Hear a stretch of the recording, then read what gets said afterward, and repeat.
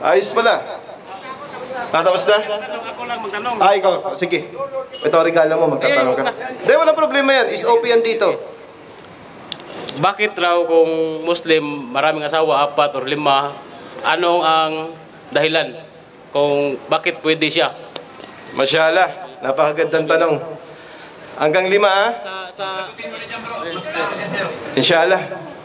Sa kanyang isip yan, ako lang ang nagsasalita. Kasi nakatanong na siya kanina eh. Walang problema. Kahit isang tao meron na siya, isa yun na yan. Kahit ang tao magtanong dito ng 10 beses, walang problema. Pero ikaw na bro ang sasagot, walang problema. Kasi medyo yung tune ng boses ko ay hindi maganda, inshallah. So magandang tanong. Ang tanong ni kapatid, patungkol ito, bakit daw ang Muslim ay pwede mag-asawa ng 1, 2, 3, 4, 5? Subhanallah, may 5. Ano si Ustad? Dapat yung may experience dito ang sasagot. Kasi si brother, isa pa lang eh. Pasagutin po natin yung mas maraming asawa sa amin. Si Ustad po, mas experiensyado po siya para at least malaman nyo kung bakit ina-allowed sa Islam ang mag-asawa ng marami. Ito pa man ang pinaka-favorito kong subject eh. Mapintang. Pero mag-iingat ako pag nandito ang misis, baka mapalo ako sa likod. Okay. Una, bago ko sasagutin, kasi mayroong taong Alemanya, German, pumunta sa center namin at nagtanong, the same question. Tinanong ko siya, bago ko sinagot, tinanong ko siya, what is your favorite food? Yung bang pinaka-number 1 na food sa'yo, pagkain? Sabi niya, pizza. You think another food, favorite food? No, I only like much pizza. Okay. Pizza in the morning, I told him, pizza in the morning, pizza in the afternoon, in the evening, pizza. Tomorrow also pizza. 1 month pizza. 12 months, 1 year pizza. Do you like it? My goodness. No. How come you like pizza? Okay. Having wife, you seem like that. Mag-asawa ka ng makikita mo ngayon, misis mo. Umaga siya naman. Next day siya naman. Isang buwan. Hanggang 30 anyos, tingin sa misis mo, hindi na misis mo eh. Parang, bihira lang na hanggang 60, magsama si 70. Dahil nagsasawa na siya, ang totoo lang. Pero, kasi hikma ito eh. Ito ang hikma. Pag magkain ka kahit anong sarap na pagkain, kung ito'y ulit-ulit mo hanggang tatanda ka at mamatay, talagang magsasawa ka. Okay? Pero mayroon ditong escabeche, mayroon ditong adobo, mayroon ditong tinula, mayroon dito, walang problema, kahit araw-araw, pipili ka eh. Okay. Sa misis, huwag kayong magagalit misis ha, dahil ang pagkain, pinaka-importante sa tao. Patay ang tao pag walang pagkain. Ang misis ay parang pagkain din. Ang misis lang ayaw niya. Okay. Pero ganito ang totoo. Sinong lalaki magsasabi dito na hindi na siya tumitingin ng babae, misis lang niya ang kanyang tinitingnan? Na kailanman, nag-asawa siya, mula nung nag-asawa siya, wala nang ibang babae ng kanyang tinitingnan.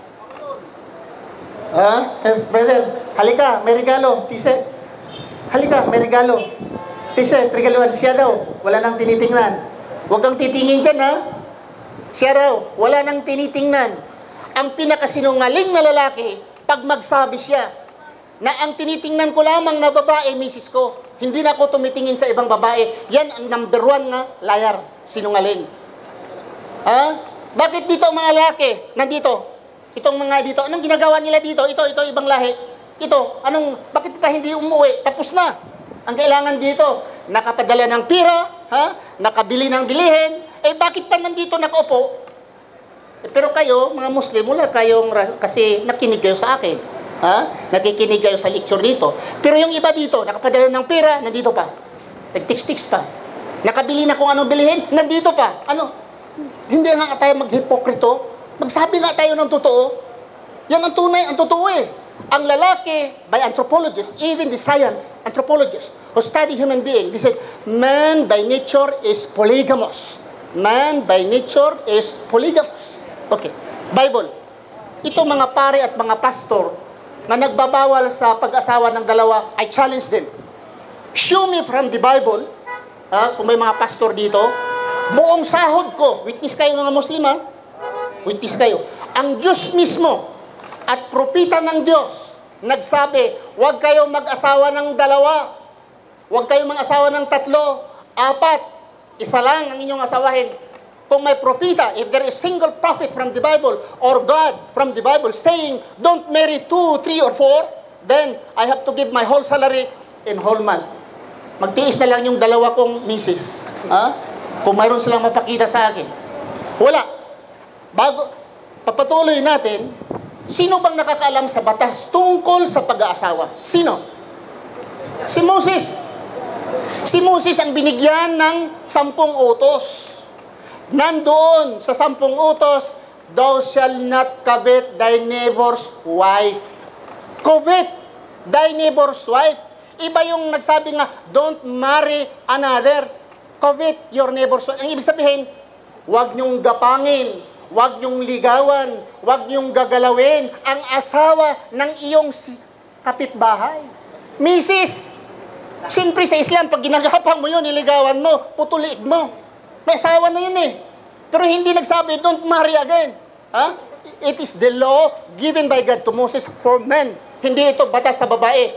Thou shall not covet thy neighbor's wife. Ang ibig sabihin, may asawa na yung babae. Katunayan, si Moses, 2 ang asawa.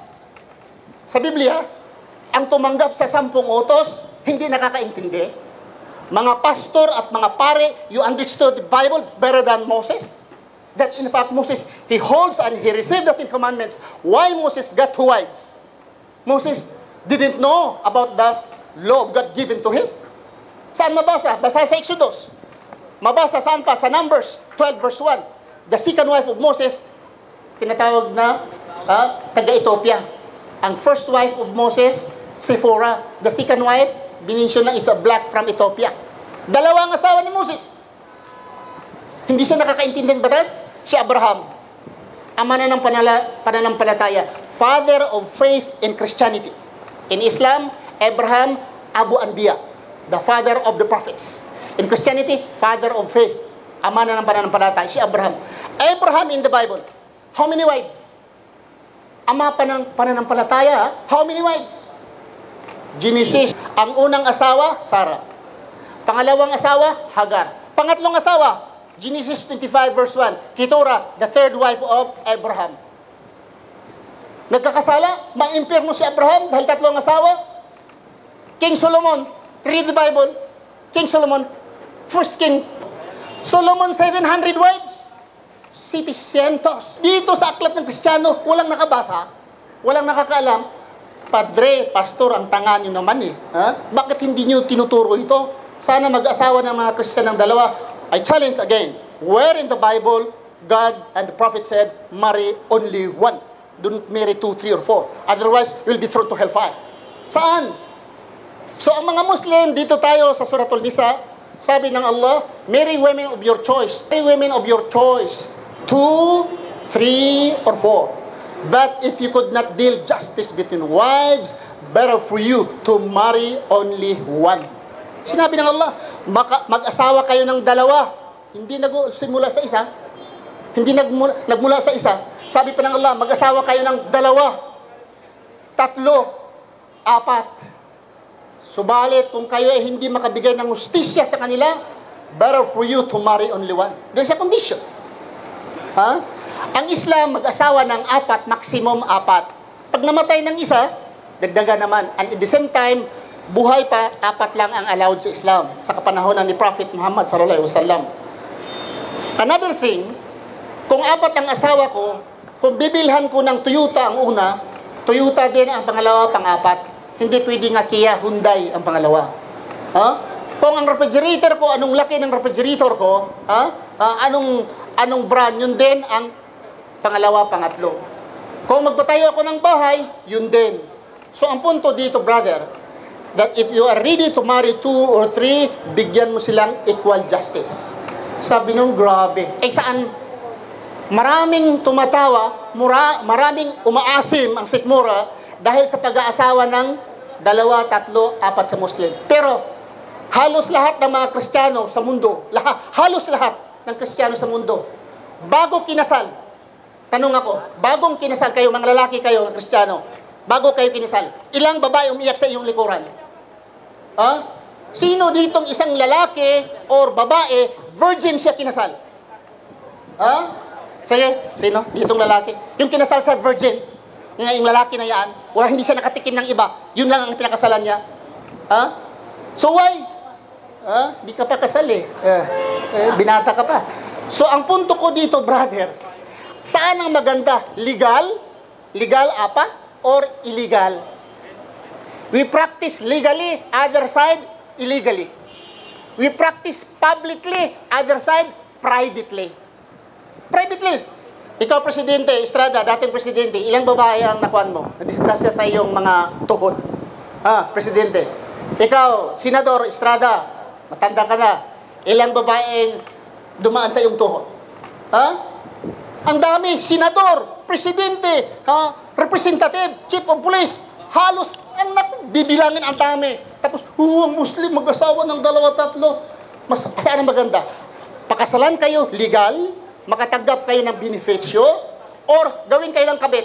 If I am a woman now, if I'm a lady, saan ang mas maganda? To be a kabit, kereda, sausawan, or a legal wife, number 2, number 3. Hindi lang tayo mag-hipokrito, mga kapatid. You must look at what is the reality. So, yun po ang sa Islam. Makaasawa kami ng 2, 3, 4, provided we can deal justice. Sana kami ang magtanong, why you Christian, you marry only one, pero tumitingin kayo sa ibang babae. Kung talaga ay gusto nyo isa lang asawa, pikitan nyo yung mata sa ibang babae. Bakit ba mga dito ang katawan ay halos pumuputok? Ay, naku, ang mata parang lumalabas. Matanda na. Sa tanda ko nito. Kahit ako, pag nakakita ko ng babae dito, naku, parang ang Mount Ararat ay pumuputok na. Ang Mohon del Mundo, senyorito mio. Pag nakikita, ikaw kahit kayo mga matatanda na kayo, gusto kayo na mag-asawa, dagdag. Sa Islam, walang bawasan. Walang bawasan, mayroong dagdagan. Alhamdulillah, yun pang Islam. Okay? Solusyon. Yun ang solusyon sa sakit. Ano ba ang problema natin dito sa Qatar? Ikaw lalaki, anong problema mo sa Qatar? Mayroon kang sweldo, mayroon kang trabaho, maayos yung trabaho mo, accommodation mo maayos. Anong number 1 problema mo sa iyo, lalaki? Your religion have a solution? Do your religion have the solution of your big problem? Ang number 1 na problema sa lalaki dito sa Qatar or kahit saan man sa mundo, maganda ang trabaho, maganda ang sweldo. Saan? Pumupunta para ma-solve yung problema niya sa massage parlor, sa sauna bath, para ang init niya ay lumalabas. Bakit hindi ka pa mag-asawa ng 2, Dudong? It's allowed in your Bible at in the Quran. Mag-asawa ka naman, please. Huwag mong bubutasan yung ibang babae. Paiyakin mo, iwanan mo.